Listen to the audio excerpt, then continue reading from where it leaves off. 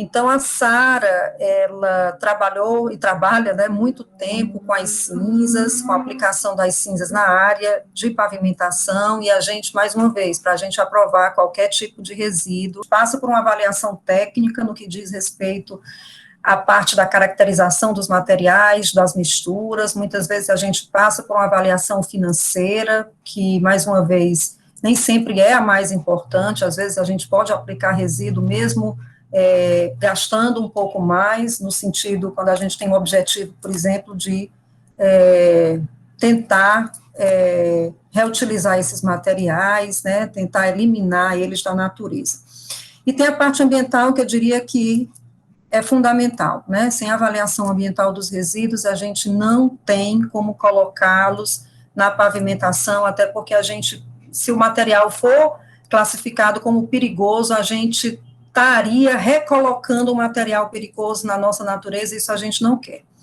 Nesse mesmo sentido, aí, saindo da parte ambiental, eu pedi para que o Assis viesse falar um pouquinho sobre o controle dos ensaios de rigidez, usando o GeoGauge. O GeoGauge é um equipamento que está com a gente há mais ou menos 5 anos, né, mas eu diria que a gente já utilizou na tese, na dissertação de uma aluna, uma co-orientada minha, juntamente com o Shoa, que é a Camila, e agora, no processo da construção do trecho experimental, a gente acabou utilizando o GeoGauge, acabou aprendendo mais coisas acerca dele, ele é um equipamento importante, principalmente quando a gente fala do módulo de resiliência, porque eu estou fazendo no laboratório um ensaio, mas como que eu vou controlar esses parâmetros durante a construção dos trechos? Então, eu pedi o Assis para vir falar mais sobre ele, o Assis, mais uma vez, é nosso aluno de graduação, é nosso técnico,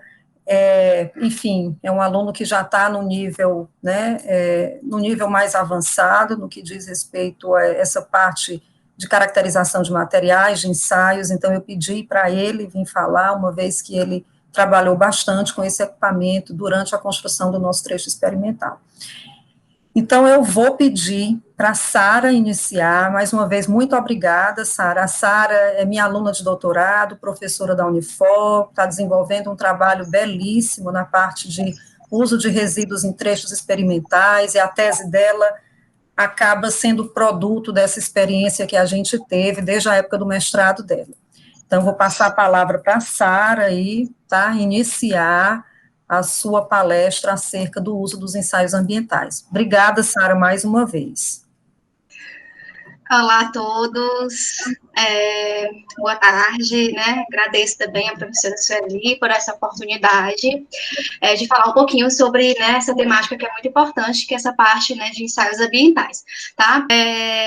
Quando a professora Sueli pediu para falar um pouquinho sobre ensaios ambientais, né, eu fiquei pensando um pouco sobre o que discutir com vocês, né, dentro desse tema, porque diferente de outros ensaios, né, essa parte de ensaios ambientais na pavimentação, ela ainda carece, né, de algumas normas específicas, né, carece de mais detalhes, né, então, o que eu vou falar aqui, eu vou primeiro fazer uma contextualização sobre a importância disso, né, e tentar levantar junto com vocês, né, todos nós estamos dentro de um mesmo programa de pós-graduação, então a gente, como pesquisadores, a gente tem, né, como um dos objetivos, justamente tentar ter um senso mais crítico, né, e dentro desse senso mais crítico, tentar propor aí algumas coisas que visam a melhorar, né, nesse quesito, nessa área rodoviária, né, então como a gente tem uma carência ainda dessa parte ambiental na área rodoviária, cabe a nós tentar encontrar soluções, tentar encontrar saídas, né,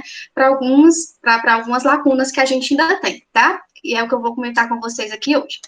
Então, como a professora Sueli falou, né, eu faço doutorado, né, sobre a orientação dela, fiz monografia e fiz dissertação também sobre a orientação dela, e assim, a minha especialidade não é em si a área ambiental, né, eu precisei fazer alguns ensaios na área ambiental por causa do meu tema de pesquisa, né, e com isso eu me aprofundei um pouco nessa área, mas eu não sou nenhuma especialista em si na área, né, então assim, mas dentro do que eu trabalhei, eu vou tentar discutir um pouquinho com vocês, tá? Gente, para iniciar, né, como todos vocês já sabem, isso aqui já é muito batido, né, na área rodoviária, a gente tem aí, né, de acordo com pesquisas da CNT, nós temos aí cerca de 62% das nossas rodovias avaliadas, né, como, de acordo esse dado aqui é de 2018, se não me engano, apresentando algum tipo de problema no seu estado geral, e nós temos cerca de 50% dos trechos com problemas no pavimento. Por que eu trouxe esses dados para a gente analisar? Nós temos uma carência de rodovias pavimentadas, nós temos um percentual baixo de rodovias pavimentadas, então a gente tem aí muito pano para manga para trabalhar dentro dessa parte, né, de pavimentar mais vias, e nós temos dentro dessas rodovias que são pavimentadas, um bom percentual delas que estão no estado mais problemático, né, então isso faz com que a gente, né, nós que estamos dentro desse âmbito de pesquisa, a gente tenha que desenvolver tecnologias um pouco mais racionais, né, para tentar aplicar resíduos não tradicionais na área rodoviária, né, tentar ampliar e melhorar a rede pavimentada e tentar, né, melhor utilizar materiais não tradicionais que a gente tem, ou materiais até mesmo tradicionais locais, tentar aplicá-los nessa área rodoviária, tá? O que a gente tem é o seguinte: nós temos, todos vocês, né, já sabem, a gente tem uma estrutura de pavimento, no qual a gente tem camadas granulares, camadas de base e subbase. Nessas camadas, a gente tem um volume de material para ser aplicado nessas camadas grande, né, então a gente precisa de muito material, como a gente acabou de ver, nós temos muita rodovia ainda para pavimentar, né, nós temos muitas rodovias já pavimentadas para melhorar, então a gente tem um volume, né, precisa de um volume muito grande de materiais, e a gente tem uma carência, né, já observada de materiais tradicionais para a gente aplicar na pavimentação, né, então, como a gente tem uma carência de materiais tradicionais, tanto em quantidade como em qualidade, isso nos obriga a tentar procurar meios, né, alternativos, né, novos materiais, novas soluções, né, para que a gente possa empregar nessas camadas, tá? E aí entra o contexto de utilização de resíduos, né? Por que eu estou falando de utilização de resíduos? A nossa temática ensaios ambientais, né? E o que torna mais crítico é justamente quando a gente passa a trabalhar com alguns materiais, como resíduos, né, que vêm de diferentes fontes, como fontes industriais, fontes comerciais, enfim, são materiais que em si tendem a apresentar mais problemas no que se refere à área ambiental, né? São materiais que têm a maior probabilidade de serem tóxicos, de serem patogênicos, né? De serem reativos, enfim, de apresentarem alguma característica de periculosidade, né? Os materiais locais, tudo que eu falar aqui, né, de ensaios, a gente pode aplicar para materiais tradicionais também, mas a gente sabe que a gente não tem uma problemática tão grande quando a gente passa a utilizar resíduos, né? Então, como nossa tendência aí, né, para os próximos anos de fato, utilizar cada vez mais resíduos na área rodoviária, né, eu sou professora da Unifor lá, muitos alunos já estão trabalhando essa temática, né, eu vi que a professora Madalena também tá na turma aqui, né, ela também deve constatar isso, muitos alunos já estão começando a trabalhar cada vez mais com resíduos, na UFC também a gente tem vários alunos com isso, né, então é uma temática que está cada vez mais em alta. Então, nós temos esses resíduos, a gente aplica esses resíduos no contexto rodoviário, camadas de base, subbase, só que a gente tem, junto com isso, né, legislações ambientais cada vez mais austeras, né, e cada vez vai ficar mais, acredito eu, então, que nos obriga, né, aí a fazer alguns ensaios, algumas análises nesses materiais, para verificar se eles podem ou não ser utilizados na área rodoviária dentro desse viés, né.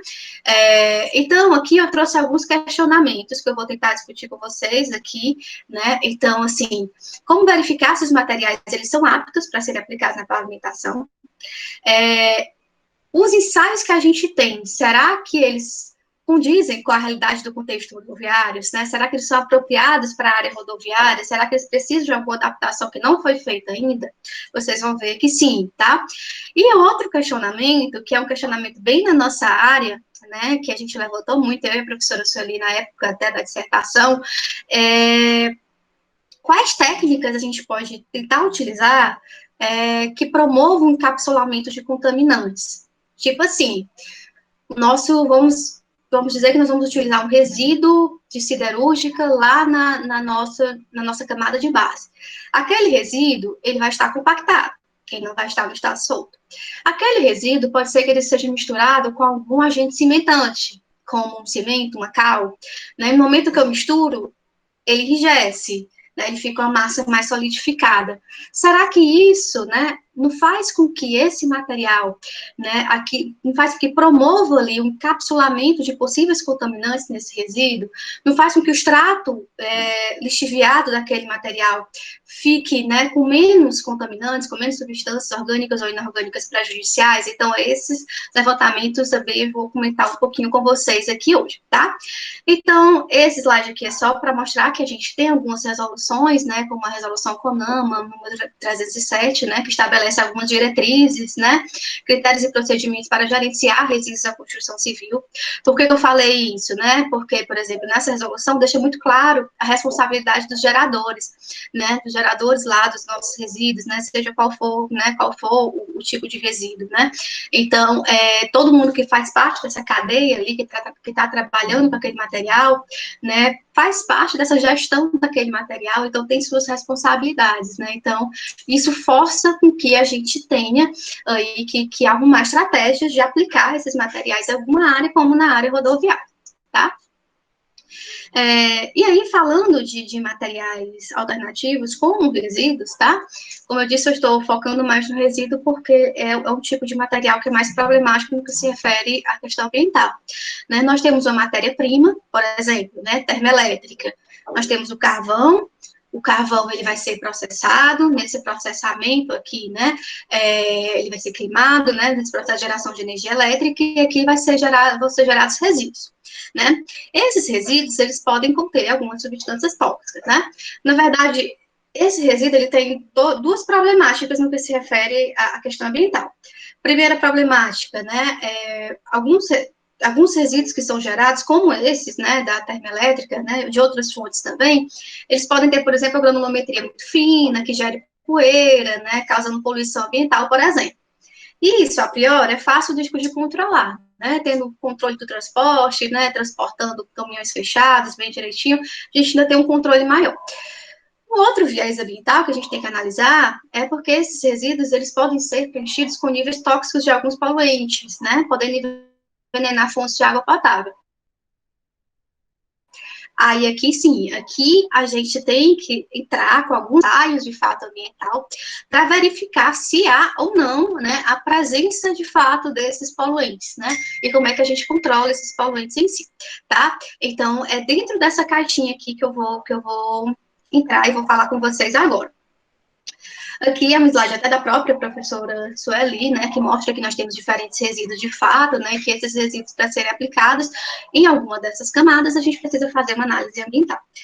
Então, falando agora da nossa, né, do nosso pavimento, se eu quero utilizar, né, isso vocês já viram ao longo da disciplina, né, vocês viram vários ensaios, né, então, se eu quero utilizar um material para ser aplicado no camada de base, no camada de subbase, por exemplo, esse material, ele tem que atingir ali algumas propriedades, né, ele tem que ser um material né, no que se refere à característica mecânica, propriedades mecânicas adequadas, né, então isso a gente não pode nem discutir, né, então a gente tem que fazer todos aqueles ensaios de caracterização mecânica para verificar se ele tem uma resistência, se tem baixas expansões, enfim, né, se no quesito mecânico ele está ok.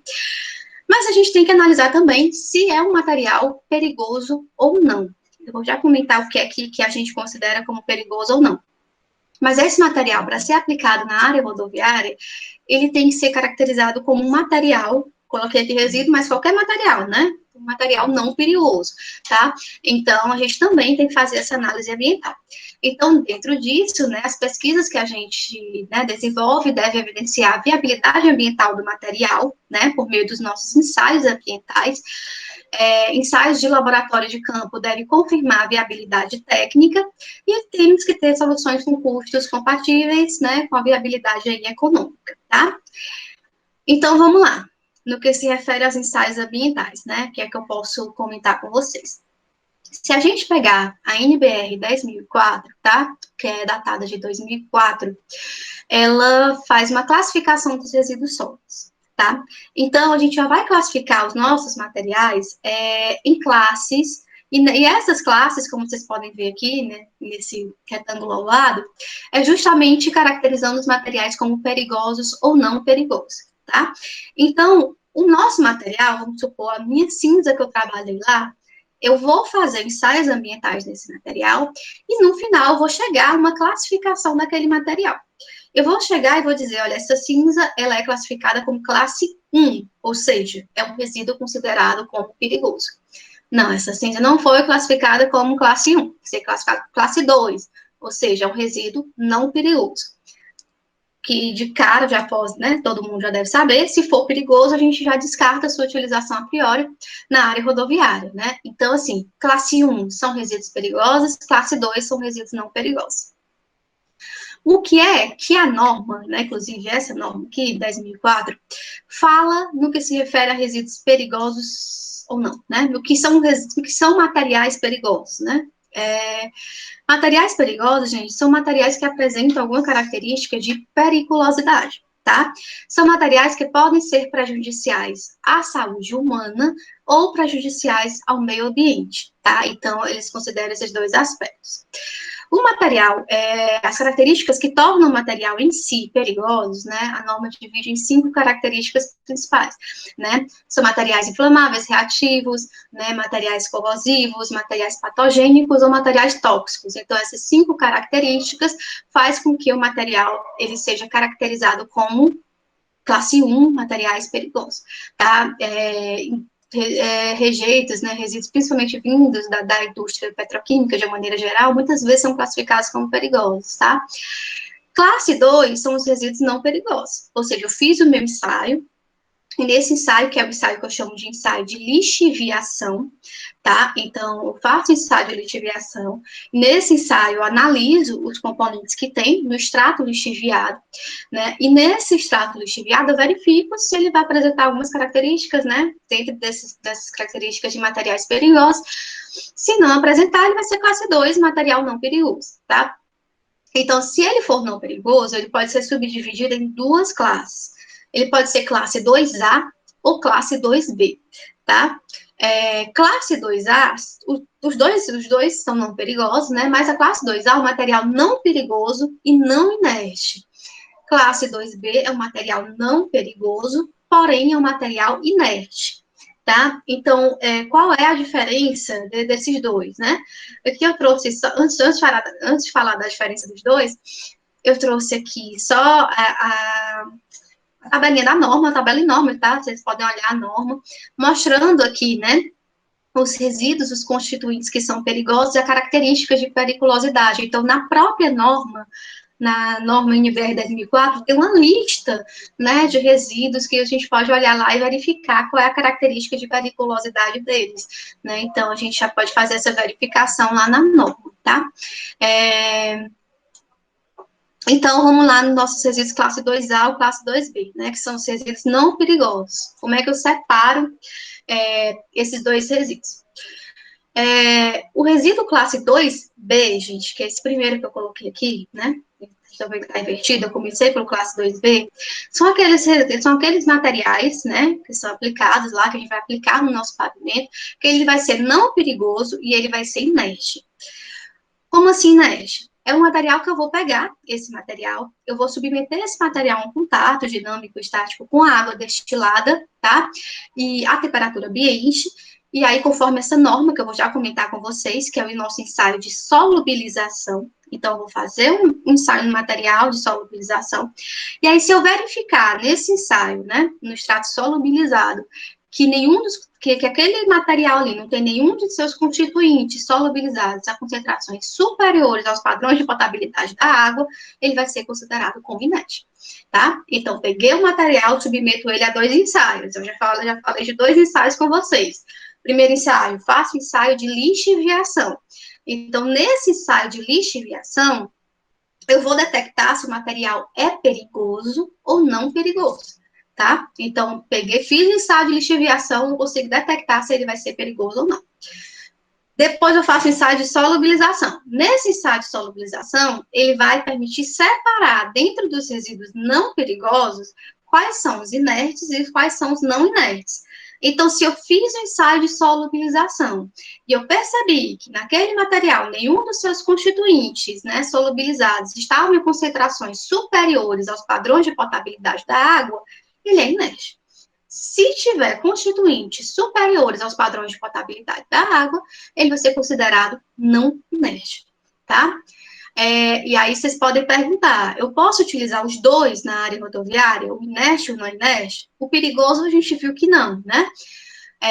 Já os de classe 2, né, muitos autores falam que mesmo ele sendo não inerte, né, porque quando ele é não inerte, gente, ele tem, como eu acabei de dizer, ele tem constituintes solubilizados, né, com padrões maiores do que o padrão de solubilidade da água. Né, e eles podem apresentar algumas características, como biodegradabilidade, combustibilidade, né, ou solubilidade em água. Então, ele tem algumas características que são um pouco, entre aspas, né, mais prejudiciais em relação ao inerte, né. Mas muitos autores falam, né, que sendo 2A ou sendo 2B, os dois podem ser aplicados na área rodoviária, apesar disso não estar escrito em si, né, na especificação, né, a gente sabe que se for perigoso, a gente exclui, né, de fato, ele sendo não perigoso, sendo não inerte ou inerte, a gente acaba podendo utilizar na área rodoviária, já que o que mais, né, é importante para a gente nessa área é justamente essa lixiviação, né, porque ela está muito atrelada a justamente essa infiltração, esse carreamento de compostos, né, pela água da chuva, então ela acaba sendo mais prejudicial, porque ela justamente essa transferência de constituintes para o lençol freático, para o meio ambiente. Então, se no estado de lixiviação deu ok, é não perigoso, sendo 2A ou 2B, a gente acaba podendo aplicar na área rodoviária. No caso dos meus materiais que eu trabalhei, eles deram não inertes, né? E a gente aplicou lá no trecho experimental, lá na termoelétrica, tá? Isso aqui são só alguns anexos que tem na norma 10.004, que são importantes, eu destaquei esses dois, que são os mais importantes, porque nesse anexo F, nesse anexo G, a gente vai fazer o ensaio de lixiviação, vai fazer o ensaio de solubilização e vai comparar com essas tabelas que tem nesse anexo F e G, né? Eu vou já explicar para vocês como é que a gente faz isso, tá? Aí eu montei aqui esse esquema só para ficar mais fácil de vocês entenderem. O que é que a gente vai fazer? Pegamos o nosso material. Estou falando resíduo, mas né, qualquer material. Peguei o nosso resíduo lá. Tem origem conhecida? Sim. Aí você vai olhar se ele consta nos anexos da norma 10.004, porque lá nos anexos tem uma lista de resíduos de origem conhecida que são perigosos, a gente já sabe que são perigosos. Se sim, classe 1. Se não, né, se ele não consta nesses anexos, eu vou verificar se ele tem características perigosas, que são aquelas 5 características que eu comentei com vocês. Reativo, combustível, inflamável, tóxico, patogênico, né? Se apresentar, se sim, é classe 1, é resíduo perigoso. Se não, classe 2A, né? Sendo classe 2A, a gente estão em concentração superior aos padrões de solubilidade da água que estão nesse anexo G aqui da norma. Se sim, ele vai ser não inerte, se não, ele vai ser classe 2B inerte, tá? Então, é assim que a gente tem e que a gente avalia o nosso material do ponto de vista ambiental, tá? Esses dois anexos, como eu disse, são os mais importantes. Então, o que é que nós vamos fazer? Ó? Pegamos o nosso material e vamos submeter a 2 ensaios, que eu vou mostrar as fotos para vocês agora, tá? Vamos submeter ao ensaio de lixiviação.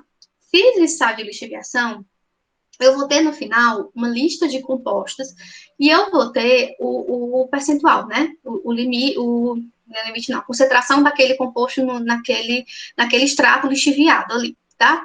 Então, vamos supor, por exemplo, tá? Só supondo aqui que eu tenha lá, que eu detectei mercúrio naquele meu extrato lixiviado. E eu detectei que o meu mercúrio, ele estava em uma concentração de 0,5 miligramas por litro.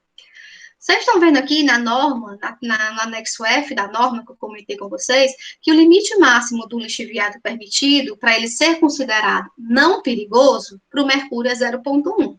Então, se deu 0,5, resíduo perigoso, tá? Então, vai ser classe 1. Tá? Então, se der todos os compostos abaixo do limite máximo permitido, resíduo não perigoso, tá? Então, esse é o nosso primeiro ensaio. O nosso segundo ensaio é o ensaio de solubilização. Então, vamos supor que passei todos aqui do extrato lixiviado, ou seja, ele deu resíduo não perigoso, tá? Aí eu vou submeter o ensaio de solubilização. fiz o ensaio de solubilização, obtive o extrato solubilizado e obtive as concentrações, né, de vários compostos lá, e eu verifiquei, por exemplo, que o cobre lá, ele tinha uma concentração de 10 miligramas por litro. Quando eu olhei aqui os padrões, isso aqui é justamente, gente, os padrões de potabilidade da água que eu comentei com vocês naquele instante. Então, se lá se eu obtive 10 e aqui na minha tabela tem 2 como limite máximo, ou seja, eu tenho pelo menos algum constituinte superior ao limite máximo permitido.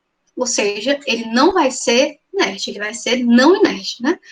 Ele vai ter algum constituinte com concentração superior ao padrão de potabilidade da água. Então, esses são os nossos 2 ensaios que nos permitem fazer a avaliação ambiental do nosso material, qualquer que ele seja, e com isso a gente consegue verificar se existe a viabilidade ambiental daquele material ou não. Então, os 2 ensaios, o ensaio de lixiviação e o ensaio de solubilização, eles são regidos por essas normas, tá? NBR 10.005 e NBR 10.006, tá? Então, vocês podem dar uma olhadinha na norma depois. Aqui tem só algumas fotos da época até que eu fiz o ensaio. São ensaios bem simples de se fazer, tá? Tem alguns detalhes que são muito específicos, que estão na norma, né? E aí, se caso alguém, né, queira se aprofundar, pode dar uma olhadinha na norma. Mas, basicamente, o ensaio de solubilização, eu peguei 250 gramas do meu resíduo triturado, né, com granulometria fina, tá? E no estado solto, né? Ele não está no estado compactado, no estado solto, peguei 250 gramas, né, desse resíduo. Preenchi, né, que esse beck aqui, eu preenchi até a marca de 1 litro, tá? Então, eu tive 1 litro aqui de solução, eu preenchi com água, destilada, né? Essa água aqui, especificamente, ela ainda é melhor do que a água destilada, que era até um tipo de água que tinha lá no laboratório. Exatamente. Estava tentando me lembrar o nome. A água Miliquê. Aí a gente preencheu até 1 litro. Depois eu preenchi 1 litro. Basicamente, o que foi que a gente fez, né? Foi o que eu fiz aqui, ó. Eu vim, agitei durante 5 minutos e deixei descansando por 7 dias, tá? Então, é isso que a norma recomenda. Então, a gente deixou aqui descansando por 7 dias. Isso aqui foi feito lá no Labosan, tá? Na UFC. E aí, depois de 7 dias, eu voltei lá, peguei, né? Cada beckzinho desse era uma mistura diferente, tá? Vou já dizer que misturas eram essas. Mas um era cinza pura, outro era cinza misturada com alguma coisa, né? Eram resíduos que eu trabalhei. E aí eu filtrei, fiz a filtragem. Depois que eu fiz a filtragem, eu peguei, né, o extrato solubilizado e levei para um cromatógrafo. E nesse cromatógrafo, ele ia me dizer as concentrações, né, de cátions e ânions que tinha naquele meu extrato solubilizado. E aí ele ia me dizer justamente isso que está aqui, ó. Cadê? Tá bem aqui, né? Os parâmetros não tinham todos, tá? Porque depende muito do aparelho, né? Da análise em si. Ele me dizia os parâmetros e me dizia a concentração. E aí eu ia e comparava com o limite máximo permitido para verificar se o biomaterial ele tinha algum constituinte com limite do extrato solubilizado, né? Com concentração do extrato solubilizado superior ao padrão de potabilidade da água. Então, esse é o ensaio de solubilização. Bem simples, tá? E bem rápido de se fazer. A gente só demora 7 dias, que é para coletar a amostra, né? Depois que a gente fez a preparação. Já o ensaio de lixiviação, que é um dos mais importantes, né? Porque é ele que vai dizer que o resíduo é perigoso ou não. Nesse ensaio, a primeira coisa que a gente faz, né, é a gente escolher a solução que a gente vai utilizar, né? Porque a solução que a gente utiliza, na verdade, a gente vai misturar o nosso material, no caso, analisar a cinza, né, a gente vai, né, deixar em solução com água, mas até para a questão de controlar o pH, a gente tem 2 soluções diferentes que a gente coloca, né? E aí a gente, para determinar qual dessas 2, tem que ver o pH, né? Então, a primeira coisa que a gente faz? A gente pega um pouquinho de material, coloca a água e mede o pH. E aí a gente utilizou um pHmetro, detectou quanto era o pH, e na norma vai dizer, olha, pH abaixo de 5, utiliza tal solução, pH entre 5 e 7, utiliza tal solução, tá? Então, a gente vai utilizar a solução conforme o pH que a gente obteve, tá? Essa solução ela serve justamente para ter esse controle do pH, né? Então, o ensaio ele é em si todo controlado. Aí, depois que a gente, né, detectou qual solução utilizar, aí a gente pega 100 gramas do nosso material triturado, né, e seco. Então, a gente pega só 100 gramas desse material, coloca, né, água, miliquê, né, que é água destilada, tá? Por norma, pode ser a destilada mesmo, normal. A gente coloca aqui, aí depois a gente vai colocar a nossa solução, né? A gente preenche um pouquinho de água, mas a gente não preenche todo, que é para dar espaço para a gente colocar a nossa solução que a gente escolheu. Depois que a gente coloca a solução, aqui eu estava colocando a solução, e depois eu volto e preencho até 2 litros de água, né? Que é para deixar a marca certinha. Com 2 litros de água, né? De água não, né? De solução final, né? Que tem ali, tem o nosso resíduo, tem a água e tem essa solução mais que a gente colocou ali. Eu vou pegar, né?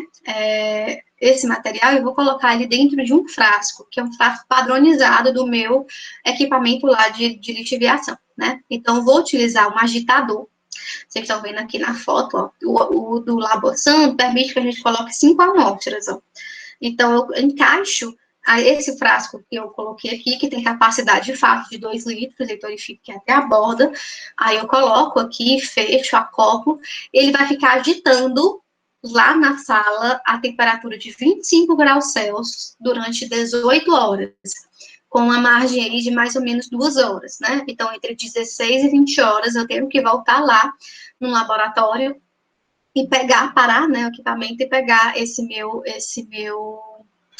extrato aqui para poder fazer a análise dele, tá? Então, esse material aqui, depois que eu fiz isso, eu filtro, do mesmo jeito que eu fiz o extrato solubilizado, e coloco no cromatógrafo. E aí, quando eu coloco no cromatógrafo, eu obtenho as concentrações, tá? Então, é isso que a gente faz no ensaio de lixiviação. Aí eu vou, comparo com a tabela e verifico se é perigoso ou não perigoso. Então, esses são os 2 ensaios principais que a gente tem, tá? Vou acelerar aqui rapidinho, por questão de tempo, né? Eu só queria comentar com vocês, esses 2 ensaios, gente, são os 2 ensaios tradicionais, são os 2 ensaios que a gente tem normatizados, né, brasileiros, né, normatizados, né, aqui no Brasil. Então, são os 2 ensaios que a gente, de fato, utiliza. Porém, aí é o que eu falei, que a gente tem um senso crítico para algumas coisas. Vocês devem reparar que esses ensaios, eles não condizem com a nossa realidade do contexto rodoviário, né? Eu estou utilizando amostras no estado solto, né? Porque eu triturei o material, né? Na granulometria fina e deixei no estado solto. Na área rodoviária, se você pegar qualquer material no camada de base, no camada de subbase, o material vai estar compactado, vai estar confinado, né? Então, vai estar com características completamente diferentes dessa característica do material que eu utilizei ali, né? Então, essa normatização, para a gente aplicar na área rodoviária, a gente aplica no sentido de verificar se é perigoso ou não, mas, né, tem um ponto de interrogação ali, né? O ideal seria que a gente tivesse uma norma, né, no qual fosse satisfeitos, né, fosse, né, mais, podemos dizer assim, mais realista, né, para o contexto da área rodoviária, que a gente ainda não tem, tá? E aí, para finalizar essa apresentação, vou mostrar aqui os dados do meu ensaio, dos meus ensaios que eu fiz, mas o que foi que a gente fez, né? A gente, né, na época da dissertação, eu dei uma lida, a gente, né, eu, a professora Sueli, né, a gente levantou a possibilidade de que a compactação, né, como eu comentei com vocês, e a própria estabilização química do material pudesse encapsular possíveis contaminantes nesses resíduos. Então, a gente, né, estudou um pouquinho sobre isso e verificou que vários estudos comprovavam justamente isso, né? Ou seja, peguei o material, no momento que eu compacto o material, gente, eu estou ali tirando espaços vazios que tem, né, que tem ali entre os grãos, né, eu estou deixando ali uma massa mais solidificada, então isso faz com que, teoricamente, né, essa concentração de contaminantes no extrato lixiviado, por exemplo, pudesse diminuir, né, e isso foi comprovado por alguns autores, como eu coloquei aqui, tá? Além da compactação, tem a estabilização química. a maioria, muitos dos resíduos são utilizados, estabilizados quimicamente, né, com cimento ou cal. Então, além de melhorar a característica mecânica, a gente verificou também que se eu pegar, por exemplo, a minha cinza e misturar com a cal, ela fica uma mistura rígida, né, fica uma mistura enrijecida. Então, isso poderia, né, encapsular possíveis contaminantes também naquele material. Então, a gente estudou isso também, né, então, a gente fez uma nova metodologia de ensaio de maneira bem arcaica, entre aspas, mas tentando mostrar um pouco mais essa realidade, que eu vou comentar aqui rapidinho com vocês. Então, o que foi que eu fiz? Peguei a cinza, aqui é o módulo, ó, onde as cinzas, gente, são resíduos de termoelétrica. Fomos lá na termoelétrica, esse aqui é o módulo de armazenagem dela, tá? E coletamos esse material para a gente fazer esses ensaios, tá? Além da cinza, a gente utilizou um solo tradicional, local, né? E utilizou uma cal hidratada, que foi essa cal aqui, da Carbomil.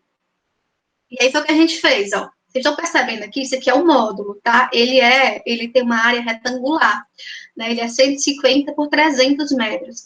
Então, fizemos um plano de amostragem, coletamos ao todo 32 amostras de diferentes pontos e fizemos os 2 ensaios, lixiviação e solubilização, para verificar se há resíduos perigosos ou não, tá? Antes de mostrar essa segunda etapa, eu vou mostrar o resultado. Foi isso que a gente verificou. Então, das 32 amostras, ó, que foram essas 21 aqui, são superficiais, foram coletadas a 50 centímetros da superfície. Essas outras aqui, eu peguei 2 pontos e a gente foi coletando em profundidade, né? Até 6 metros, mais ou menos.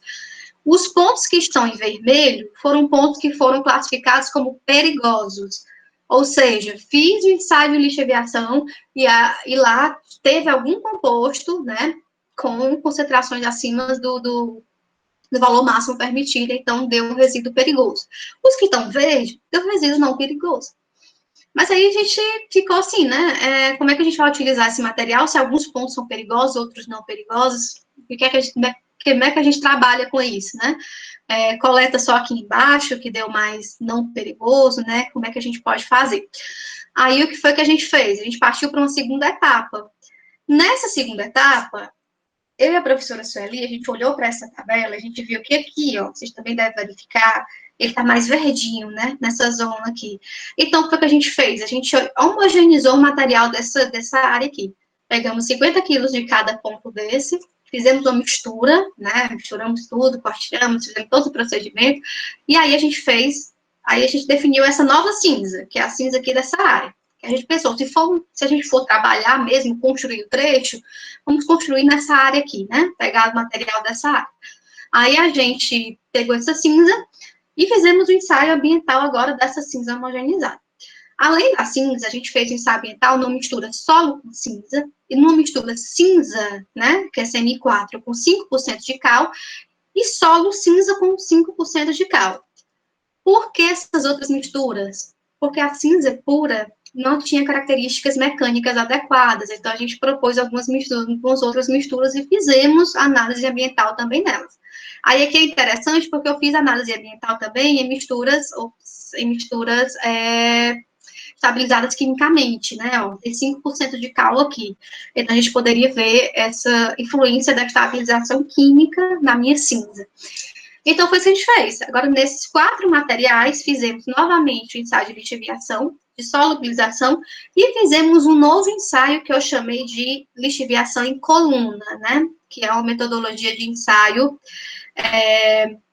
um pouco diferente, tá? Então, o primeiro ensaio é lixiviação, né? Então, no ensaio de lixiviação, ó, aqui estão as 4 misturas. Aqui é o valor máximo permitido que eu tirei da norma, e aqui são os compostos lá, né, cátions e ânions, que a gente detectou no cromatógrafo lá, né, e aí a gente verificou que nenhum composto estava acima do valor máximo permitido, ou seja, tanto só cinza com cal, solo cinza, nenhuma dessas misturas deu perigosa, todas deram não perigosas, né, então qualquer uma delas poderia ser utilizada na pavimentação. Fizemos a solubilização para verificar se era não perigoso, inerte ou não inerte, tá? E aí a gente fez a solubilização nas 4 misturas, aqui é o valor máximo permitido da norma, aqui são as concentrações que detectamos no cromatógrafo, e aí a gente verificou que cada mistura tinha pelo menos um composto acima do padrão de potabilidade da água, ou seja, todas as 4 era não inerte, né? Nenhuma das 4 era inerte, tinha algum composto acima do padrão de potabilidade da água. Fomos para a lixiviação em coluna, que é uma outra metodologia que não está normatizada, ela foi adaptada de uma norma internacional, tá? Que é a STM 4874, salvo engano. E aí, aqui eu procurei simular a situação de campo. Isso aqui a gente, até alguns de vocês, né, que não tem um tema de pesquisa e tal, vocês poderiam aprofundar nessa parte, né, tentar bolar uma metodologia de ensaio ambiental próximo da área rodoviária. Então, peguei um permeâmetro normal, que a gente faz ensaio de permeabilidade, 15 centímetros por 13 centímetros de altura, coloquei a minha cinza compactada, né, o meu material compactado aqui dentro, coloquei uma camadazinha de brita só para evitar esse contato brusco da água com o material, né, até porque em campo, em cima da minha camada de subbase, por exemplo, tem outras camadas, né, então eu coloquei uma britazinha em cima só para evitar esse contato brusco, e aqui está o meu material, né, aí aqui é o nosso permeâmetro, aqui em cima, gente, ó, aqui embaixo, né, dá para ver bem aqui, ó, ele tem um orifício de saída d'água. Então, se eu colocar água aqui dentro, eu consigo obter um extrato lixiviado, né, porque a água vai percolar aqui todo esse meu material e vai sair aqui. Aí, aqui tem uma mangueira, a gente acoplou numa bureta, né, isso aqui foi tudo feito assim. A gente não teve muito tempo para fazer, não, né, mas a gente conseguiu adaptar, né, e aí a gente controlava o nível d'água, então a gente saturou o material, depois a gente foi coletando o extrato lixiviado e levando para o laboratório para obter no cromatógrafo as concentrações desse extrato lixiviado em amostras que estavam compactadas, tá? Então foi isso que a gente fez. Então foi uma nova metodologia de ensaio, mais próximo da realidade rodoviária. E aí a gente tem para todas as amostras, ó, esse C aqui foi o que a gente obteve nessas amostras compactadas, né? E aí a gente verificou que não teve um padrão muito constante, né? Alguns compostos aumentaram, outros diminuíram depois que eu fiz a compactação, né? Não teve nenhum padrão, tipo assim, sei lá, o sulfato diminuiu em todos. Não teve. Alguns, ó, por exemplo, na mistura M2, que é cinza, tá? Quando eu compactei, o extrato lixiviado deu bem menor. Mas se eu for olhar na mistura M4, quando eu compactei, ó, que é esse valor aqui, em relação a esse, deu maior. Então, não deu um padrão nessas nossas análises. E aí, por que não deu padrão? Aqui é só o gráfico que dá para ilustrar melhor. Alguns compostos diminuíram, outros aumentaram. Não deu padrão, gente, primeiro porque, assim, a gente fez um ensaio semelhante a campo. A gente não controlou temperatura, a gente não controlou pH, a gente não controlou praticamente nada, né? A gente fez um ensaio, tá lá em campo, o material compactou, compactamos. Vai vir água da chuva e percolar? Percolamos. Da maneira que foi feito, né? Da maneira como a gente idealizou em campo.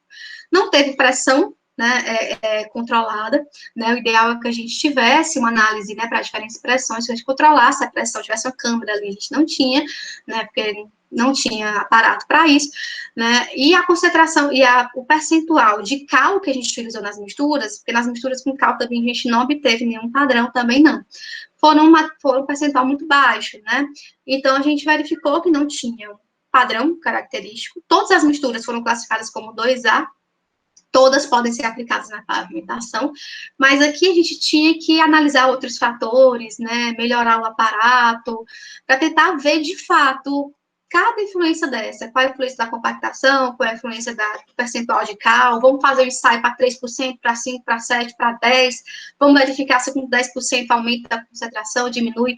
A gente não teve tempo para fazer toda essa análise. Mas dentro do que a gente fez, né, a gente percebeu que boa parte dos compostos deu uma diminuiçãozinha da concentração. Um ou outro deu maior. Aí a gente teria que ver onde é que deu essa discrepância, o porquê que deu essa discrepância ou não, né? E aí é um cenário aí para mais ensaios, né? Para novas pesquisas.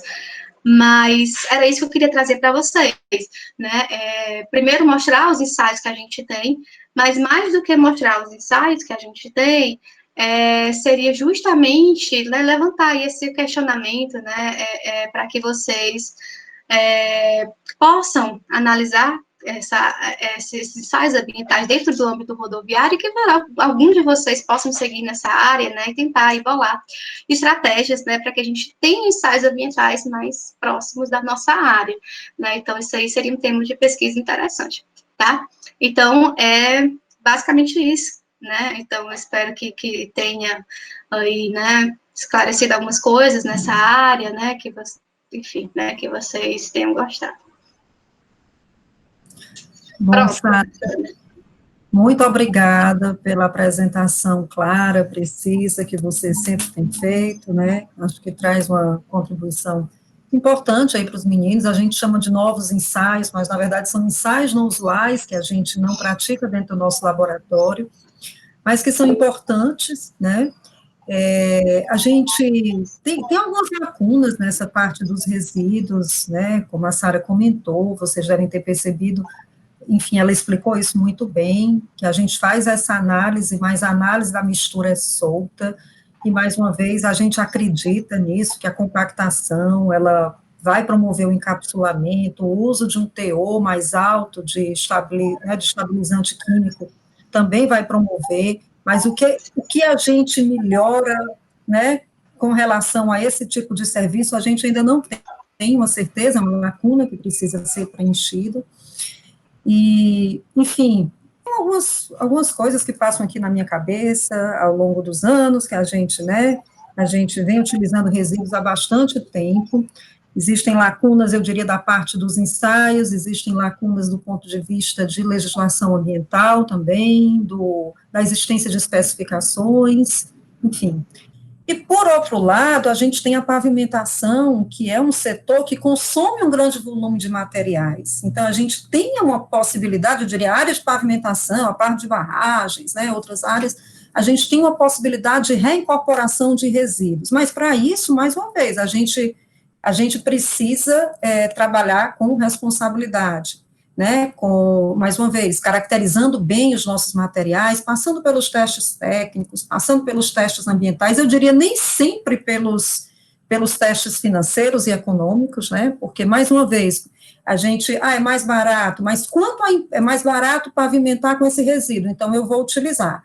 Tá, mas quanto à empresa, ou é mais caro, né, na verdade, eu não vou utilizar material A porque é mais caro. Quanto a empresa vai gastar para armazenar e para cuidar desse resíduo?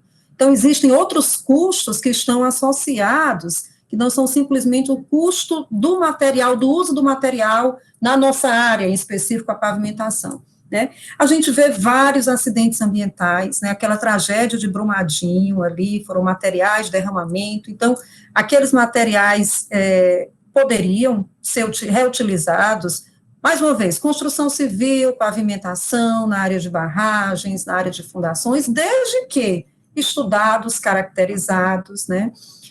Eu diria que a gente tem, além dos ensaios, que a gente tem os ensaios convencionais, tradicionais, de lixiviação, solubilização, a gente precisa adaptar esses ensaios para a realidade de cada área, como é que esse material vai ser utilizado. Então, a gente não tem essas respostas, então seria interessante a gente fazer uma varredura, né? O que os países mais desenvolvidos estão fazendo? O que a gente observa? Alguns materiais, vou citar o agregado siderúrgico, por exemplo, né? É um material que já é permitido a sua utilização em algumas especificações americanas, por exemplo. Aí eu pergunto para vocês, a gente faz todos esses estudos, mas será que a gente pode aplicar? Será que eu posso aplicar cinza na área da pavimentação?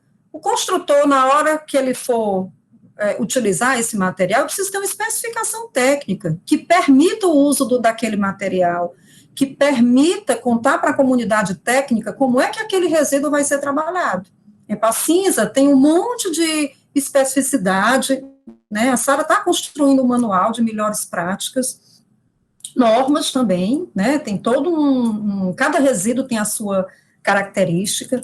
Então, eu diria a primeira coisa, além desses problemas dentro do laboratório, da autorização, a gente precisa pensar em transformar o uso dos resíduos em realidade. E a gente só transforma em realidade quando eu passo a ter as especificações técnicas. Então, por isso que a gente tem feito um trabalho muito grande nos últimos tempos, eu diria de 2 anos para cá, últimos 3 anos para cá, de escrever as especificações técnicas.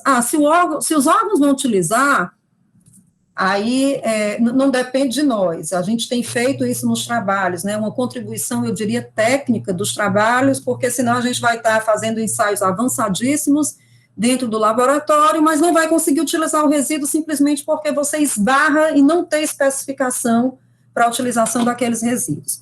Eu vou colocar uma outra, eu vou pontuar a questão da resolução do CONAMA também, né, que existe aí, a resolução existe, mas até que ponto ela vem sendo implementada, né, até que ponto ela vem sendo fiscalizada e cobrada pelos nossos, né, pelas nossas políticas públicas. A fiscalização, ela está existindo, a gente tem notícias de vários resíduos que são dispostos na natureza de uma forma irregular. Certamente quem mora nos interiores deve ver, muitas vezes, essas fábricas de cerâmica, né, tem vários resíduos aí dispostos de forma irregular. Na região norte é incrível a quantidade de materiais que estão dispostos de qualquer jeito, sem nenhum conhecimento, sem nenhum conhecimento acerca de quão perigoso pode ser aquele resíduo. A gente tem uma notícia, por exemplo, em Salvador, há uns 15 anos atrás, houve um problema com a contaminação de uma escória, né,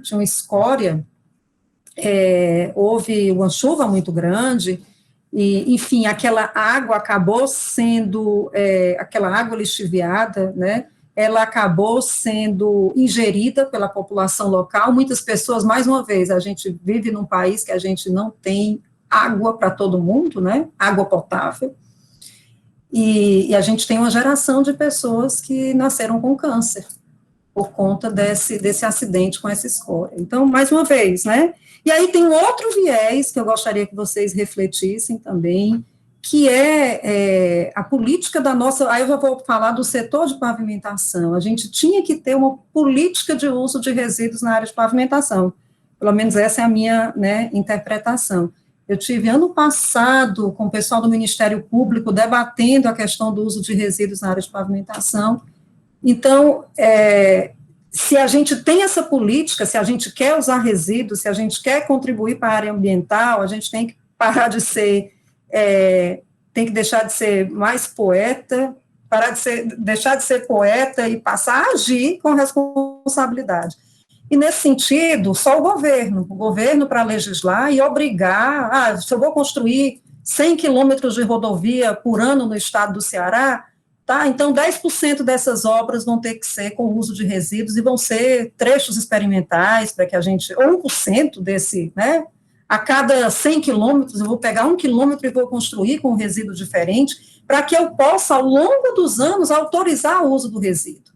Né, fazer com que as pessoas realmente utilizem e a gente contribuir para a área ambiental. Então, mais uma vez, gente, tem muitos desafios, né, os desafios aí das especificações, das legislações, da fiscalização, enfim, né, esses hiatos de como caracterizar melhor o resíduo dentro dos laboratórios. Então, é uma área aí, né, bem extensa e com muitos desafios. Eu sempre costumo dizer, os meus alunos mais jovens serão vocês as pessoas que vão vivenciar esses problemas aí ao longo dos anos, né, e vocês precisam estar formados para refletir acerca desses assuntos, até porque no futuro eu acredito que grande parte de vocês vão ser os tomadores de decisão do futuro. Então, esses são os desafios, né, para quem vai trabalhar com resíduo. Façam os trabalhos científicos, analisem as propriedades mais avançadas possíveis, mas pensem também em como aplicar, né, em como pegar aquele trabalho e transformar em realidade, transformar em trecho, transformar, né, em uso. Eu vou encerrar minha fala, né, agradeço mais uma vez a Sara, né, se ela quiser continuar com a gente, ela será muito bem-vinda, e eu vou passar agora a palavra para o Assis, né, para o Assis apresentar um pouquinho aí o GeoGauge, que também é importantíssimo. Hoje eu estava dando aula mais cedo sobre dimensionamento, e a gente estava falando do dimensionamento empírico, convencional, e agora essa nova realidade do uso dos métodos mecanísticos empíricos, e eu diria que uma das dificuldades é a determinação das propriedades dos materiais. Então, quando a gente fala módulo de resiliência, deformação permanente, então, se a gente, hoje no estado do Ceará, quem faz esses ensaios? Somente a UFC.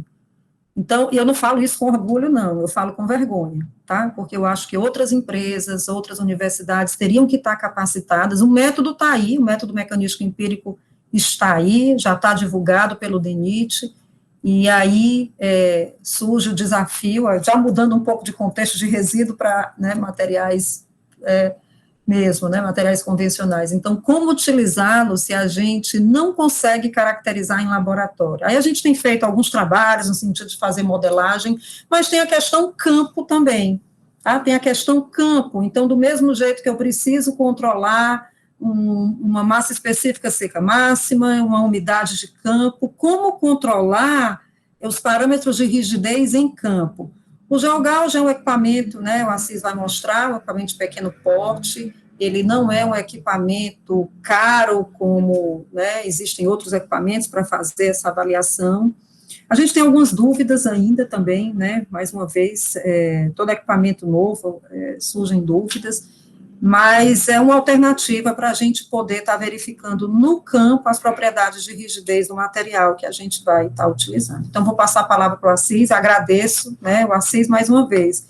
O Assis é o nosso, Raimundo faz tudo, como se diz, né, é o nosso técnico de laboratório, tem sido nosso aluno de graduação, tem iniciado as pesquisas em nível de iniciação científica, mas tem participado muito aí dos trabalhos, principalmente nas cinzas, né, ele trabalhou muito junto com a Sara, e, enfim, né, a parte do trecho experimental, ele acompanhou, e aí vai fazer uma conexão com o que a Sara conversou, não em termos de uso de cinza, mas em termos de acompanhamento do trecho com o uso do equipamento. E aí, Assis, sem mais delongas, eu passo a palavra para você e agradeço também a sua disposição de ter preparado a apresentação, de estar despendendo o seu tempo aqui com a gente. Tá certo? Boa tarde, pessoal. Eu que agradeço. Como a professora falou, sou da graduação, vocês já me conhecem, né, lá do laboratório. Se Deus quiser, brevemente vou estar terminando aí a graduação. Então, quando a gente tem um pavimento dimensionado, baseando-se basicamente no CBR, a gente consegue acompanhar em campo simplesmente com um ensaio de grau de compactação, lá, né, a densidade in situ, faixa de areia, e a umidade lá com speed, como vocês viram em aulas passadas. Mas agora, com o novo método de dimensionamento, a forma de você dimensionar um pavimento fica mais complexa, mais detalhada, você tem que levar outras coisas em consideração, né, as tensões, tensão de confinamento, tensão desviatória, módulo de resiliência, etc. Então, para você fazer o acompanhamento em campo e controle tecnológico, a gente tem que pensar também em novidades, né, que nos dê noção da situação de rigidez e de módulo lá da camada compactada. Então, o GeoGauge, ele é um forte candidato para auxiliar a gente nessa tarefa. Se vocês procurarem, já tem vários trabalhos aí realizados com o GeoGauge, porque é um equipamento barato, como a professora citou, é um equipamento bem simples de usar. A minha apresentação vai ser breve, né, mas vocês já podem solicitar um diploma de doutores em GeoGauge depois que acabar a apresentação. E é um equipamento de fácil transporte, né, de fácil manuseio, então é um equipamento bem interessante. Então, entrando aqui, de fato, na apresentação, as informações gerais, é fabricado pela Humboldt Manufacturing Company. Eles utilizaram tecnologia do Exército norte-americano para a elaboração do equipamento, né, fizeram em parceria com a FHWA, né. Constituição principal, estrutura de alumínio, se vocês notarem essa parte externa dele, é toda composta por alumínio, a alça também, os próprios componentes eletrônicos, né, muitas partes de alumínio também, e os isoladores de borracha, que fica aqui acima desse anel, entre a parte amarela e esse anel metálico aqui da ponta, vocês vão ter alguns isoladores de borracha, que são as partes principais do equipamento. Com o GeoGauge, a gente consegue medir rigidezes que vão desde 3 meganewtons por metro a 70 meganewtons por metro, isso se a gente estiver olhando para o Sistema Internacional de Unidades, isso seria 17 kgfs por polegada, a 399 kgfm por polegada, olhando para o sistema inglês, né? Lá na frente eu vou explicar melhor, mas o GeoGauge, ele nos dá medidas dentro desses dois sistemas, no sistema internacional e no sistema inglês. Faixa de medida de módulos, a gente mede desde 26,2 MPa até 610 MPa, né, que seria 3,8 kPSI, que seria quilolibra força polegar ao quadrado, dentro do sistema inglês, até 89 kPSI. Profundidade de medida, isso é importante, né, notar para essas questões, porque isso vai definir até onde você está medindo com o seu equipamento, né, você imaginar algo além de 31 centímetros não é a faixa de medida do equipamento, então isso serve para a gente ter uma metodologia mais bem definida de pesquisa envolvendo o GeoGauge. É algo também mais, digamos assim, mais raso do que 22 centímetros, também não é a faixa que ele está medindo. Autonomia de 500 a 1.500 medidas, é uma boa autonomia. As baterias dele são pilhas comuns mesmo, você põe 3 pilhas de cada lado, então um total de 6 pilhas, e que você vai conseguir fazer de 500 a 1.500 medidas. Temperatura de operação de 0 graus Celsius a 38 graus Celsius. Então, a temperatura de armazenamento de menos 20 graus Celsius a 50 graus Celsius. Informações gerais ainda. A massa é um equipamento relativamente leve, para você caminhar com ele durante um trecho inteiro, acaba sendo um pouquinho pesado. Você junta a massa da maleta dele, você chega a cerca de 17,5 kg aproximadamente. Então, ele é fácil de você transportar, mas se a gente, quando levantou o trecho, né, lá foi aplicada a cinza, o trecho tem aproximadamente 1.400 metros, acaba sendo um pouco cansativo também, mas, comparado com outros instrumentos, o GeoGauge é muito mais prático de ser transportado. O diâmetro de 28 centímetros, altura 24,4 centímetros. Nessas vantagens e desvantagens, eu citei algumas aqui.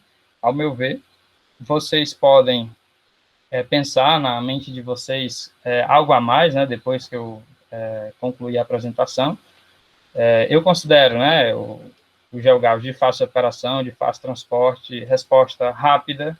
A leitura que a gente faz no GeoGauge leva cerca de 75 segundos aproximadamente, desde você clica no botão de medir até quando ele lhe dá os valores de ruído, de desvio padrão e de módulo de rigidez, você leva aí 75 segundos aproximadamente. Então, é uma leitura rápida. Tem uma boa autonomia, porque 1.500 medidas é um valor bem razoável de medidas que você consegue fazer. E a avaliação não destrutiva, né? Isso, para mim, é muito importante, porque dá muito trabalho você perfurar a sua camada, isso acaba envolvendo uma série de outros equipamentos, e um desgaste a mais. Então, a avaliação não destrutiva, eu considero sempre, em termos de operação, né, bem mais vantajosa do que a operação destrutiva, apesar de que, às vezes, não dá para você analisar tudo de forma não destrutiva, né. Então, como desvantagens, eu coloquei isso aqui, vou explicar melhor, e vocês podem discordar um pouco de mim ou concordar. Necessidade de calibração, mais na frente eu vou mostrar como que a gente identifica quando o GeoGauge está dando boas medidas, de fato, mas essa necessidade de calibração eu falo com relação também a que a gente, e aí entra um outro parâmetro aqui, eu não estou conseguindo ler tudo, porque vou só diminuir a tela só para ler isso aqui. Existe cautela no tratamento e interpretação dos resultados. Vou dar o exemplo do trabalho que eu fiz junto com o Paulo Vitor, né, lá do IFCE. A gente buscou comparar os valores do GeoGauge com os valores do modo de resiliência do laboratório. Então, é necessário você calibrar o GeoGauge com aquilo que você está, de fato, buscando em campo, porque a gente tem um valor fixo, né, que o GeoGauge dá para a gente tem lá o valor do módulo, mas lembrando que o módulo, ele não é um valor constante, né, no material vai depender do nível de tensões que você tem, tanto tensões de confinamento, a tensão desviatório você está aplicando lá no seu material, né? Então, as características de campo que você tem vão influenciar nas características do seu material que você busca encontrar. Então, quando você pega lá com o GeoGauge, se a gente quer ter noção de qual módulo de resiliência, por exemplo, né, comparar com o módulo que a gente encontra no laboratório, então a gente tem que realizar essa calibração, comparando o que o GeoGauge nos dá com o que a gente tem em laboratório. Então, vocês podem até procurar depois. No final, eu coloquei aqui as referências e vou mencionar o trabalho do Paulo. Vocês podem procurar e ver o que a gente fez lá no trecho. Foi justamente isso, comparar os resultados do GeoGauss com os resultados do modo de resiliência. Então, como o GeoGauss funciona? De forma resumida, né? Não é um funcionamento muito complexo, muito sofisticado também. Então, eu trouxe aqui um resumo de como ele trabalha. O GeoGauss ele vai imprimir vibração na superfície, e essa vibração, com base nas frequências, isso em 25 frequências, que vão variar de 100 a 196 Hz, para cada uma dessas vibrações, ele vai determinar uma rigidez, e com essa rigidez, e também com o coeficiente de Poisson que a gente fornece para o equipamento, ele vai calcular o módulo. Então, de forma resumida, eu trouxe aqui essas equações. Para quem quiser entender isso aqui de forma mais profunda, né, eu sugiro pegar algum texto da área de teoria da elasticidade aplicada a solos, né, a teorias de recálculos também, elásticos, recálculos elásticos, vocês vão entender isso aqui bem melhor. Então, a força que ele aplica, né, baseado nessas vibrações, vai depender da frequência dessa vibração, vai depender do nível de rigidez dessa placa flexível. Aqui a gente tem uma placa rígida no equipamento, que o equipamento vai levar em consideração a rigidez desse apoio rígido, a rigidez dessa parte flexível, a frequência das vibrações que ele está imprimindo, no caso vão ser 25 frequências diferentes, e para cada uma delas ele usa esse conjunto para ele determinar que força ele está aplicando em cada situação. Com essa força, ele correlaciona com essas equações, que, como eu falei no início, vêm das teorias de recálculo elástico, teoria de elasticidade aplicada para solos, etc. Aqui ele vai comparar essa força com aqui esse delta, é a deflexão que ele vai ter. Para cada caso de força e de vibração, ele vai provocar uma deflexão diferente. Esse R é o raio externo aqui desse anel, onde é aplicado. Né? Esse Ni aqui é o coeficiente de Poisson, que a gente informa para o equipamento. Então, ele vai conseguir calcular aqui o G, que é o módulo cisalhante, ou módulo de elasticidade transversal, às vezes a literatura chama assim também. Né? Isso, só abrindo parênteses, eu estou dando um exemplo aqui, se a gente tivesse uma placa contínua, certo? Só para que fique, digamos assim, a equação mais simples aqui em cima. Então, como a rigidez vai ser força sobre a deflexão ou deslocamento, então ele vai substituir aqui o F pelo F que a gente tem aqui em cima e chegar nessa equação. No entanto, o GeoGauss não é essa situação que a gente tem, certo? A gente olhar aqui para o anel, ele é vazado no meio, como a gente tem aqui. Então, aqui é a situação de placa, aqui é a situação, de fato, do anel do GeoGauss. Então, o equipamento ele vai fazer essa correção. Em vez de a gente ter aqui o 2, o 4, a gente vai ter aqui 1,77, 3,54, certo? Então, sabendo dessas relações entre rigidez e módulo, né, e como a gente fornece aqui o coeficiente de Poisson para o GeoGauss, como a força ele determina essa deflexão, ele calcula também, então ele consegue calcular a rigidez, e pela rigidez ele chega no valor do módulo. De forma bem resumida, eu acho que é uma forma simplificada da gente entender o princípio de funcionamento dele. Indo aqui para frente, agora os principais comandos. É um equipamento simples de operar, como eu citei no início. Essa é a visão da parte superior do equipamento. Aí, quando a gente acopla ele no chão, a gente fica olhando ele de cima para baixo, né? Então, é isso que a gente vê. Então, aqui a gente tem uma telinha que vai servir para transferência de dados. Quando a gente levar o equipamento para o laboratório, né, a gente conecta aqui o cabo que vem com ele, daqui a gente transfere algo semelhante, né, para quem já conhece topografia, algo semelhante ao descarregamento de dados de uma estação total, por exemplo. Então, o botão ON vai servir para ligar, o OFF para desligar, aqui o SHIFT para alternar entre as funções. Eu acho interessante, e até um pouco confuso, vocês olharem, o botão é branco e preto, né? Mas a primeira função é a função que está aqui com o fundo preto, certo? Por que eu digo que eu acho que é um pouco confuso? Porque se a gente olhar para o shift, tipo, o off, o on, é branco, né? E aqui o erase, save, o save, que é a primeira função, é preto. Então, se você quer apagar, você vai em shift e no botão para ativar o erase. Então, aqui o botão Save Erase, como eu já falei, vai servir para você salvar os seus dados ou para apagar. Se você clica em Shift e Erase, você vai apagar toda a sua memória de dados.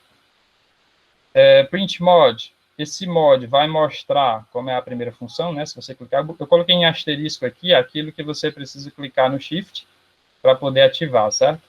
Então, se você clica só no mod, você vai ver a rigidez que você especifica para o equipamento como alvo, caso você queira deixar uma rigidez como alvo nas suas medidas. E aí você clica aqui para ver e você pode alterar.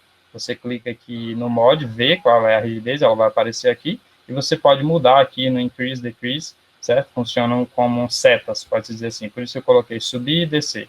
Tudo que você procura mexer aqui, você vai modificar, você vai alterar, clicando aqui em increase, decrease. Se você clicar em print, né, que no caso seria shift e clicando aqui, você vai transferir, iniciar a transferência de dados do GeoGauss para o computador. O botão measure é, digamos, um dos principais botões, porque ele vai servir para a gente fazer a medida em campo. Ele vai servir para iniciar a medida de rigidez e de módulo, e vai servir também para você inserir o coeficiente de Poisson. Aí você clica em Shift e Measure, e aí vai aparecer aqui na tela também qual o coeficiente de Poisson que foi inserido no equipamento, e você pode alterar, né, usando o Increase Decrease. Aqui, Start Stop serve para acessar os dados salvos. Você clica uma vez, entra na sua memória de dados, você mexe na sua memória de dados aqui, você vai alternando entre um valor e outro, e para você sair, você clica no mesmo botão de novo. Ele não necessita você vir Shift e Stop, né? Quando você clica, ele entra, você clica nele de novo, ele entende que você está clicando em Stop para sair. E para finalizar, mais esses dois botões aqui, como eu já falei, Increase e Decrease funcionam meio que como setas para você subir, para você descer. Tem o teste, que é a segunda função desse botão. O equipamento vai realizar um autoteste nas suas configurações, nos seus sistemas, quando você clica em Shift nesse botão. E aqui serve para você trocar as unidades, né? Units, como eu falei, o equipamento ele vai lhe dar a opção em trabalhar com o sistema inglês ou com o SI, tanto rigidez como módulo. Se você tem rigidez no módulo, no sistema internacional, você vai ter em meganewton por metro. Se você tem no sistema inglês, você vai ter em quilolibra força por polegada. Em módulo, vai estar em MPa no sistema internacional, em kPSI no sistema inglês. Certo? Então, em resumo, esses são os comandos aqui dos botões. Aqui o significado de algumas mensagens importantes, que às vezes o equipamento vai mostrar essas mensagens. A mensagem de data significa que o GeoGauss está processando as 25 frequências. Isso vai aparecer quando a gente clica lá em Measure. Então, quando ele começar lá, eu disse que leva em torno de 75 segundos, né? Então, ele vai aparecer essa mensagem dizendo que essas frequências, as 25 frequências, estão sendo aplicadas, né, na superfície, para que seja determinado a rigidez e o módulo. SNR, né, vai ser exibido quando o ruído estiver prestes a ser mostrado, certo? Eu vou explicar com mais detalhes mais na frente, mas o que acontece? Quando a gente clica para ele, o equipamento medir, ele vai mostrar primeiramente o ruído que ele determinou da superfície lá do solo, ruído em decibel. Em seguida, ele vai mostrar o desvio padrão, e, por fim, vai mostrar rigidez e módulo. Então, quando aparecer SNR na tela, significa que o ruído será mostrado em seguida. Essa mensagem aqui, OVFLO, né, significa que a memória está cheia. Então, se você quiser realizar novas medidas, você tem que transferir os seus dados para o computador e limpar a memória do equipamento. Eu coloquei aqui esse fundo, né, ID tarde, porque é exatamente nessa tela onde essas mensagens vão aparecer, né, para que vocês já fiquem bem familiarizados.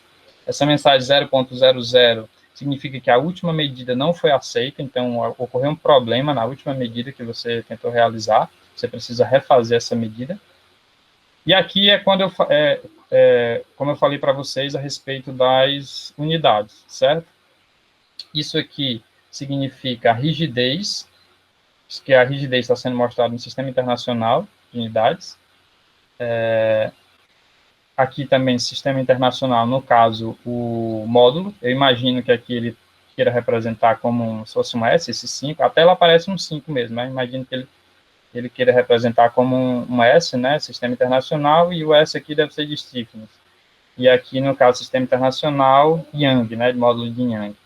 Então, aqui no sistema inglês, o stiffness de rigidez, e no sistema inglês, o Young, né? Do módulo de Young. Então, medindo, de fato, isso aqui são algumas fotos do trecho. Como é que você vai fazer? Você vai preparar a sua, antes disso, né? Inspecionar o equipamento, ver se ele está limpo, aquele anelzinho lá de baixo, aqui, ó, deve estar livre de impurezas. Você deve verificar isso antes de colocar. Você deve verificar a superfície, se a superfície não tem muito pedregulho, você deve fazer uma leve raspagem no terreno, deixar o mais plano possível. Se tiver muito pedregulho, você pode usar areia úmida, né, um pouco de areia úmida, contanto que essa camada de areia úmida não seja muito espessa. Você pode usar para deixar a superfície mais perfeita, né? Observar as borrachas, se a borracha aqui, né, que fica presa a esse anel, estiver desgastada, então isso vai causar alteração também nas medidas. Em seguida, você posiciona o equipamento do jeito que ele está posicionado aqui. Você dá uma leve giradinha no equipamento, isso eu vou mostrar no vídeo, em seguida eu vou dar play aqui para vocês. E aí você clica em On para ligar, e em seguida em Measure, para ele realizar as medidas. Então, ele vai levar em torno de 75 segundos para realizar essas medidas, como eu falei.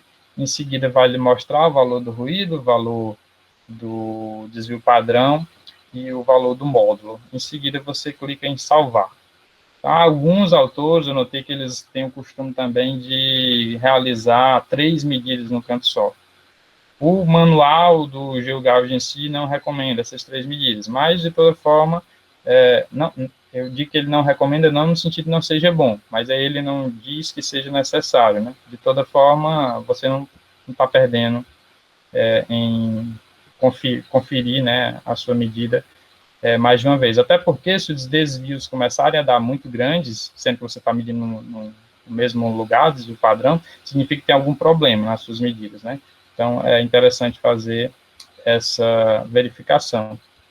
Aqui, esse acessório que vem junto serve justamente para você calibrar o seu equipamento. Na verdade, não calibrar, mas verificar se ele está funcionando de acordo com o esperado. Você vai acoplar o equipamento aqui em cima, realizar o mesmo procedimento de medida, isso 5 vezes, e a média dessas medidas tem que ficar entre um valor entre 8,9, não lembro exatamente, acho que eu tenho anotado aqui em algum lugar, na verdade 8,6 e 9,8 meganewtons por metro, certo? Se ficar entre esses valores, significa que o equipamento tá bom, está bem calibrado, né? A transferência de dados, eu ia, no vídeo, incluir também essa questão da transferência, só que o cabo, eu não tenho auxiliar do cabo, ele vem com esse cabo aqui, certo? Essa parte funciona com infravermelho, que você acopla aqui em cima, como eu mostrei para vocês lá atrás, ó. Nessa telinha aqui, você encaixa lá o cabo, do jeito que está encaixado aqui, e o outro lado você liga no computador. Só que, no caso, você precisa de um adaptador, algumas vezes, que foi o meu caso, eu não tive como fazer isso. Mas ele vai mostrar uma planilha semelhante a essa, onde ele vai dar todos aqueles valores que eu já mencionei para vocês, de toda a lista da memória, né? E assim que você transfere os dados. Então, aqui são alguns trabalhos, existem vários outros, certo? Tem o da Camila também, que a professora mencionou. Esse aqui de Batista, de 2007, é um trabalho bem interessante, onde ela compara o GeoGauss também com outros equipamentos que fazem levantamentos semelhantes. Esse aqui é o do Paulo, que eu mencionei, o Paulo Vitor, que é do IFCE, que faz parte também do laboratório, e que foi o trabalho que eu auxiliei ele, que a gente fez lá no trecho. É interessante vocês lerem esse trabalho aqui. E o manual. É um manual bem didático, bem simples de ser entendido também. Assim, uma pergunta.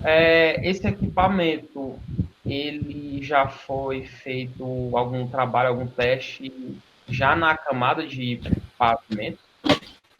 Sim, a gente usou ele lá no trecho, experimentar. Foi essa a pergunta? Não, no caso de com mistura asfáltica, sem ser na base. Não, no caso da mistura asfáltica, a gente tem até um equipamento mais interessante nesse caso, e o laboratório tem também. É um medidor de densidade que é específico para a parte do revestimento asfáltico. O GeoGauss é mais interessante usar na subbase e na base. A gente tem esse equipamento para mistura também. Tiago, ele tem, o GeoGauss ele tem uma limitação, se você observar, o máximo do módulo que pode ser lido é em torno de 600 megapascal, não é isso? Tá.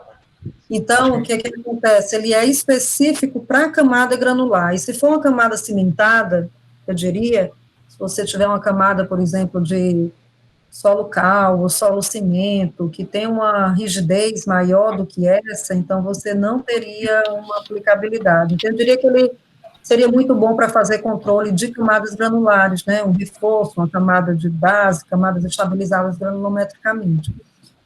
Tem outra questão que eu queria que o Assis comentasse, que é acerca do valor que a gente obtém no equipamento. Vocês vão ver que o módulo de resiliência, ele não é um número, ele pode ser um número, a depender do tipo de material, mas, enfim, para pares de tensões diferentes, ele vai fornecer módulos diferentes. Então, a gente vai ter, na verdade, um modelo para representar o módulo de resiliência. Ele não é representado por um número.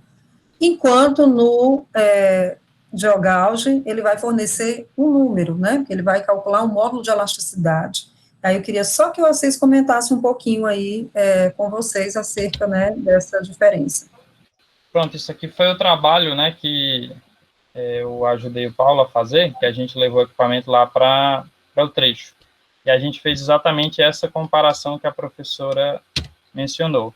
Quando a gente tem o módulo de resiliência do laboratório, ele vai fornecer para a gente uma equação, né, porque a gente vai ter lá são 18 pares de tensões diferentes, né, que são ensaiados, e para cada par de tensão desse, o equipamento vai determinar um módulo, e aí a gente pega e chega em uma equação, e dado que eu insiro qual a tensão de confinamento, a tensão de desvio, eu conheço qual o módulo para essa situação, né, para esse conjunto de tensões.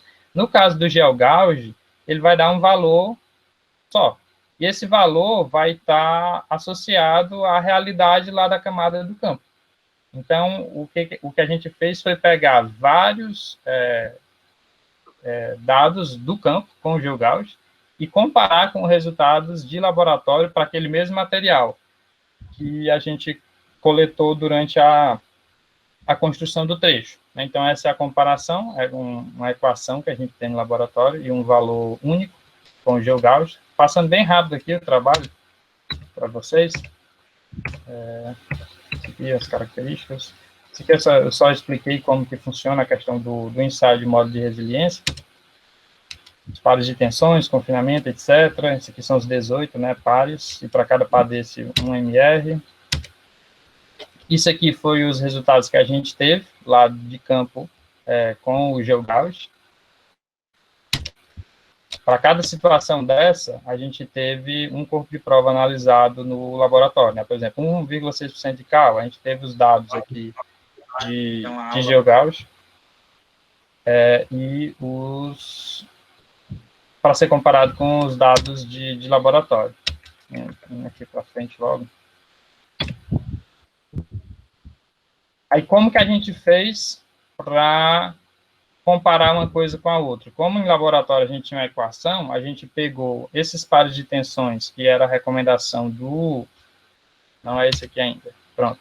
Recomendação do Goodshalla, 2004, ele sugere usar esses pares de tensões aqui, 0,034, 0,113, para aplicar na equação do MR e chegar em um valor único, para a gente poder pegar esse valor e comparar com o valor que a gente teve lá do GeoGauss, ver se fica próximo, se tem uma tendência de crescimento semelhante, né? E aí a gente chegou nesse gráfico aqui. A gente vê que o MR do laboratório, que é esse daqui, aliás, perdão, esse daqui esse de cima mesmo, tá certo. Esse aqui é o MR do laboratório, comparado com o MR que a gente obteve com o GeoGauss, embora os valores difiram, mas eles têm uma tendência de crescimento semelhante. Então, se a gente tiver muitos dados, a gente não conseguiu chegar numa equação satisfatória, que está aqui, o resultado, porque a gente tinha poucos dados. A gente tinha muito dado de GeoGauss, mas de MR eram poucos dados, porque a gente tinha que fazer todo o procedimento do laboratório, né, do ensaio completo.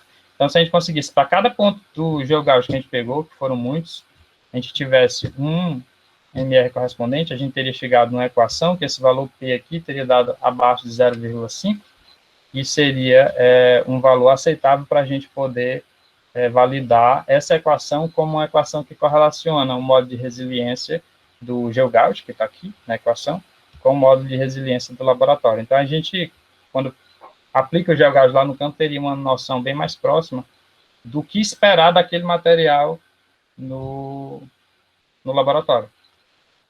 Eu falei um pouquinho rápido, mas acho que a ideia principal deu para vocês pegarem. Bom, então, a gente finaliza essa parte dos ensaios todo semestre, todo ano, na verdade, eu sempre trago alguns dos meus alunos que estão trabalhando com ensaios, né, que a gente não consegue ver ao longo da disciplina, e essa é a intenção. E aí, eu agradeço mais uma vez, Sara e Assis, pela participação, tá bom?